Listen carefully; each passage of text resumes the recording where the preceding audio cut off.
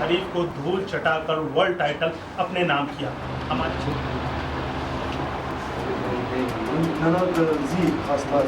मेरा ताल्लुक़ जो है कोयटा बलूचिस्तान से है। मैंने ये गेम जो है 8 साल की उम्र में शुरू किया था। स्टार्ट में मुझे काफ़ी मुश्किलात थी, लेकिन अल्हम्दुलिल्लाह मैंने जो है हार नहीं माना और मैंने कंटिन्यू किया।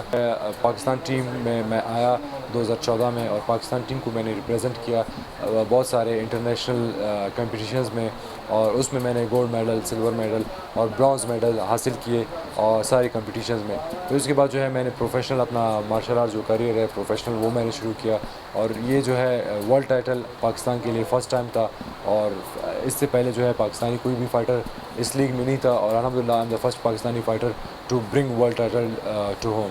आगे इंशाल्लाह मेरा वर्ल्ड टाइटल यूनिफिकेशन फ़ाइट है दुबई में, जो कि ब्राज़ीलियन अपोनेंट है उसके साथ होगा।